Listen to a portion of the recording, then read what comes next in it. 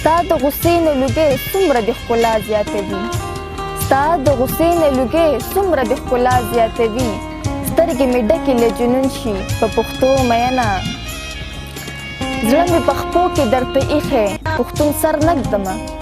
زړه مې په خپو کې درته ایښی پښتون سر نږدمه که مې د دار په سر ژوندون شي په پښتو میینه بس د الماس خانم له وسه یې بهر وګڼه بس د الماس خانم له وسه یې بهر وګڼه چې هر سبا بېګا تړون شي په پښتو میینه ولې هغه ته حال د زړه ووایم ولې هغه ته حال د زړه ووایم زما په خوله چې اعتبار نه کوي او د زړه تنورې راله بیا لمبه کړو د زړه تنورې راله بیا لمبه کړو لیلا ته وایي چې سینګار نه کوي او پښتانه مخامخ خبره کوي پښتانه مخامخ خبره کوي لکه دا ستا په شا ګزار نه کوي او په ما میینه ده زه ښه پوهېږم په ما میینه ده زه ښه پوهېږم خو بس په خوله باندې اظهار نه کوي او لیلا د کوره بې نقاب وتلي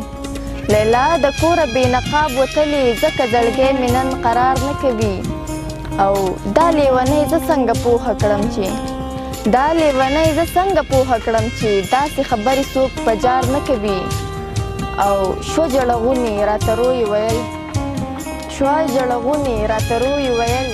چې څوک د ستا شانته اقرار نه کوي د قلم قبیلې سره اړیکې په خپل ځای ولې دا پیغله د قامي اتلانو سره هم د زړه د کومې نه مینه لري او د خاورې نه د خپلو قامي اتلانو مجسمې ډېر په کمال هنر جوړوي چې ورته خلک ګوته په خوله پاتې شي د الماس خانم د فن او فکر قصه په دې ځای نه ده تمامه بلکې دا هنرمند پیغله په غلبیلونو هم د ستن او تار په ذریعه د اتلانو تصویرونه محفوظ کوي زما والد صاحب یو شاعر دی زما ورونه هم شاعران دي هغوی ته ما کتل نو د دغې په وجه زما په زړه کې هم د شاعرۍ دپاره مینه پیدا شوله او د هغې نه بعد ما څو غزلې ولیکلې او د خلکو ډېرې زیاتې خوښې شولې مجسمې چې زه جوړوم نو دا زما ورور کامران ارمان د هغه نه ما زده کړې ده او دې نه علاوه زه په غلبیلونو هم تصویرونه جوړوم د وړۍ په مدد سره نو هغه زما خپل تخلیق و ما په خپله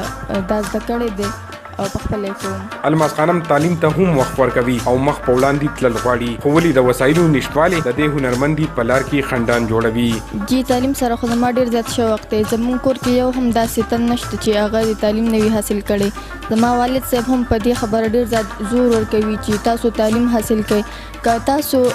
که انځورونه جوړوئ که مجسمې جوړوئ که هر څه کوئ که شاعري کوئ د دې سره سره به تاسو تعلیم ضرور کوئ ځکه چې تعلیم نه بغیر انسان نیمګړی وي نو انشاءالله تعلیم به زه حاصلوم په الماس خانم کې د ذهانت او قابلیت ټول صلاحیتونه موجود دي باید چې حکومت د دې پیغلې مرسته وکړي او په ملکن کې د فن او هنر اکیډمي جوړه کړي چې دا هنرمنده د خپل وطن او قام نوم په درسته نړۍ کې روښانه کړي